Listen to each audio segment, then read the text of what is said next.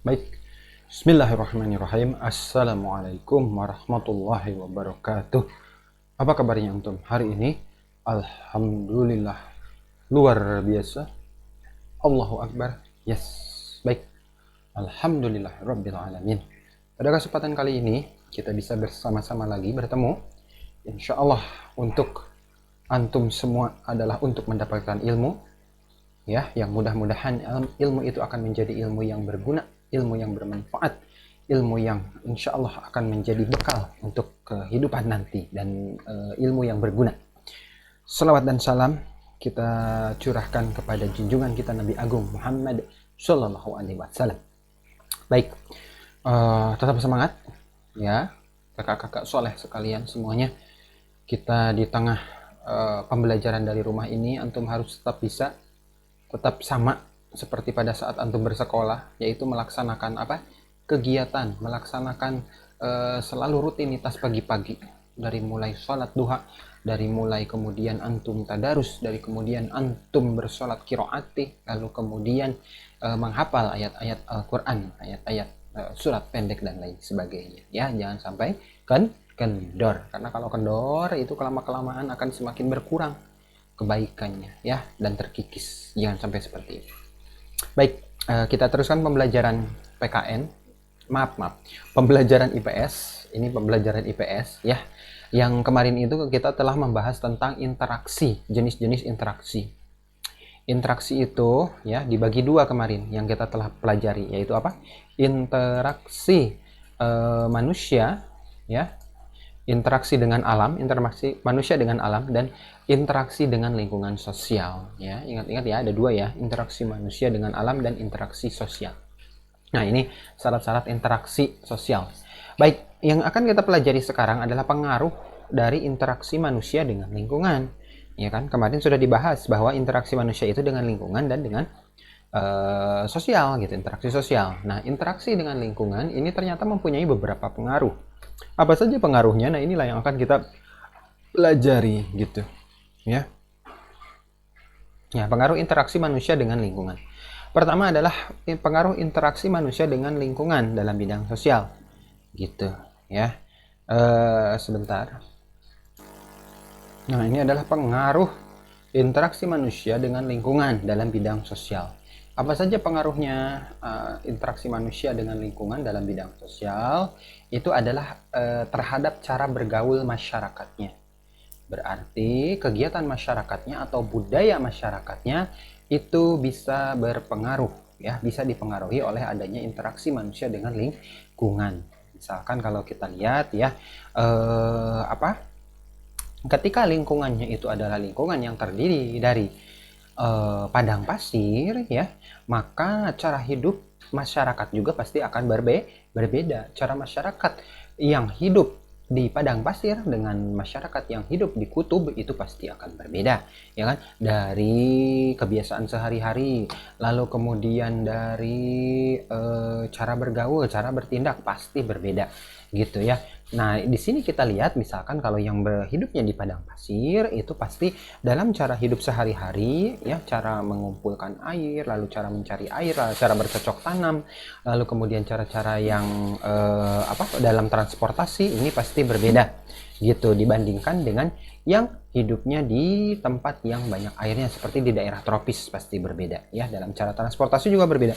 Kalau di padang pasir pasti transportasinya itu dengan memakai unta, berarti itu berpengaruh juga terhadap budaya masyarakatnya gitu. Budaya itu apa? Budaya itu adalah kebiasaan sehari-hari masyarakatnya, pasti akan berbeda.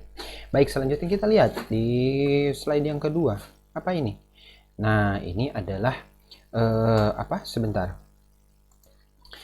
Baik, jadi ketika lingkungannya berbeda ya, ketika lingkungannya berbeda itu akan menyebabkan masyarakat itu mempunyai kelompok yang berbeda gitu, sehingga menyebabkan masing-masing masing-masing tempat, masing-masing wilayah mempunyai suku yang namanya suku atau kelompok masyarakat. Nah, suku ini adalah kelompok dalam masyarakat yang mempunyai ciri-ciri tertentu yang memiliki beberapa persamaan, dari mulai budaya, dari mulai bahasa, dari mulai adat istiadat istiadat, betul. Apalagi di kondisi iklim atau alam Indonesia, geografis Indonesia, di mana berpulau-pulau itu menyebabkan adanya berbagai perbedaan. Nah, perbedaan inilah gitu yang menyebabkan adanya kelompok-kelompok masyarakat yang kesemuanya mempunyai ciri, dan itu adalah disebut namanya suku bangsa. Gitu, memiliki ciri khas tertentu. Ini akibat dari apa? Tadi adanya interaksi manusia dengan lingkungan alam, gitu ya. Nah, itu suku bangsa mayoritas di Indonesia adalah suku Jawa, gitu, yaitu sekitar 41% dari total penduduk Indonesia. Karena kebanyakan memang masyarakat Indonesia itu diamnya di Pulau Jawa, hampir 70%-nya, gitu. Dan 41% dari semua itu adalah orang Jawa, gitu. Kalau kita suku apa? Suku Sunda, ya, karena hidup di Jawa Barat, gitu ya. Suku Jawa tersebar di Sumatera, Pulau Jawa, Kalimantan, Pulau Bali.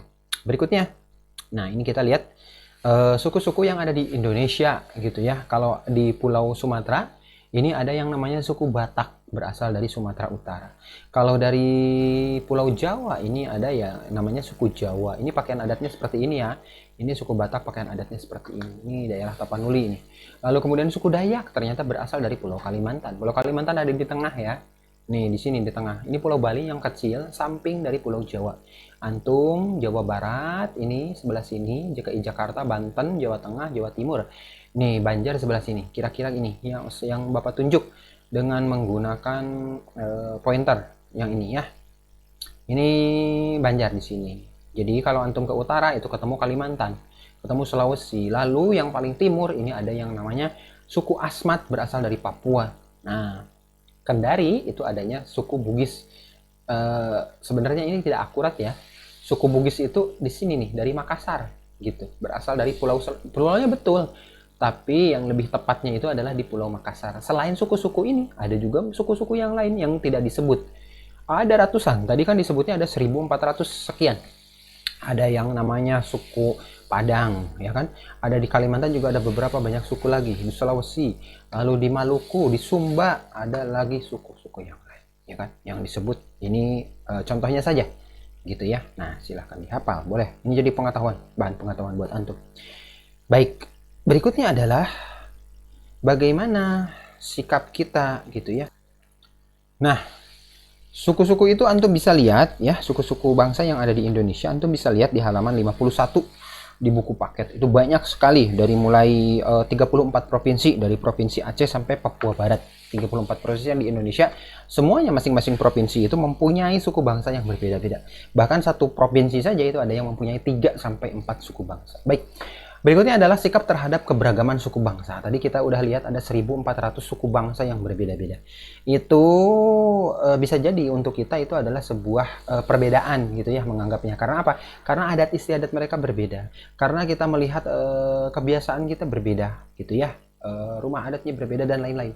Bagaimana itu ya? Nah, semboyan bangsa Indonesia adalah berbineka tunggal ika. Tapi bagi kita sesama muslim adalah pasti bersaudara. Orang yang sesama muslim itu pasti bersaudara. Gitu ya. Kalau dalam Islam, orang yang Islam ya, sesama muslim itu pasti bersaudara. Jadi tidak ada alasan lagi gitu untuk membedakan orang lain ya, walaupun berbeda pulau, walaupun berbeda suku, tetapi satu agama dengan kita Islam dengan cara yang berbeda ya, memperlakukannya berbeda. Kenapa kita tidak boleh memperlakukan berbeda? Karena mereka adalah saudara kita dalam pandangan Islam. Gitu ya. Nah, ini seperti ini ya, belajar kelompok dengan siapapun, lalu membutuhkan tanpa melihat lagi ada perbedaan atau tidak. Gitu ya, itu. Terus kemudian berikutnya, sikap terhadap keberagaman suku bangsa. Nah, ini apa pengaruh interaksi manusia dengan lingkungan? Gitu ya. Bentar dulu. Baik, nah untuk sekarang adalah pengaruh interaksi manusia dengan lingkungan dalam bidang budaya. Kalau tadi dalam bidang sosial, yaitu dengan adanya suku-suku. Kalau sekarang adalah dengan lingkungan dalam bidang budaya. Budaya ini adalah kebiasaan sehari-hari gitu yang dilakukan. Contohnya di sini adalah bahasa.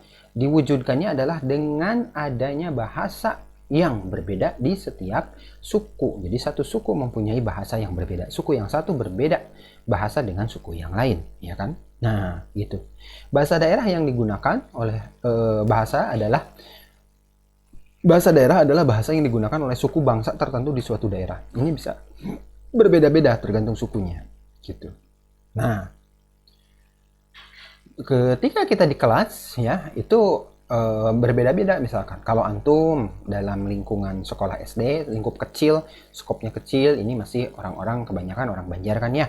Nah, tetapi nanti suatu saat ketika antum kuliah, antum SMA, atau apalagi antum pada saat nanti bekerja, modal kerjanya di luar pulau, pasti akan berinteraksi dengan orang-orang atau teman-teman antum yang bukan dari wilayah Jawa ya.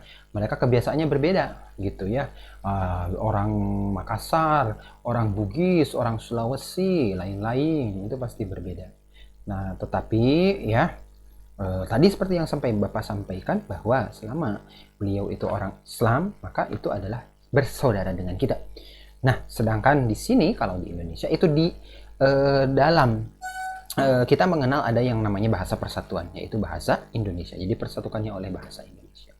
Berikutnya yang berbeda itu dalam bidang kebudayaan ya, interaksi lingkungan dalam bidang kebudayaan adalah adanya tari tradisional yang berbeda-beda di setiap wilayah. Tadi adalah suku yang berbeda di setiap wilayah, bahasa yang berbeda di setiap wilayah, sekarang adalah tari tradisional yang berbeda di setiap wilayah.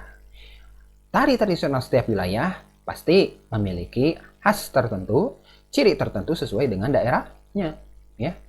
Lalu memiliki makna dan simbol yang sesuai dengan daerahnya gitu ya. Gitu.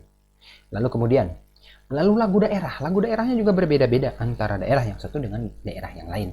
Ini adalah sebagai bagian yang khas dari suatu wilayah gitu, karena seperangkat ya tadi ya. Pertama adalah tadi dari bahasanya berbeda-beda, lalu kemudian dari tari daerahnya berbeda-beda, ternyata dari sukunya juga bisa berbeda-beda lagu daerah gitu ya. Nah, di sini adalah ciri-ciri lagu daerah di Indonesia. Itu menggunakan bahasa dan dialek setempat. Dialek itu kebiasaan berbicara. Ya, lagu daerah itu diturunkan secara turun temurun. Biasanya tidak diketahui siapa yang penciptanya. Jadi penciptanya nggak tahu gitu. Kan biasanya kalau lagu yang sekarang itu ada ya penciptanya siapa gitu. Atas nama bapak ini, atas nama ibu ini. Tapi kalau lagu daerahnya biasanya tidak diketahui. Lagu daerah itu biasanya diiringi oleh musik daerah setempat gitu ya. Kalau dari Jawa Barat itu biasanya dengan angklung ya kan. Kalau dari Nusa Tenggara itu dengan sasando gitu. Kalau dari dari Betawi itu dengan tanjidor lain sebagainya ya.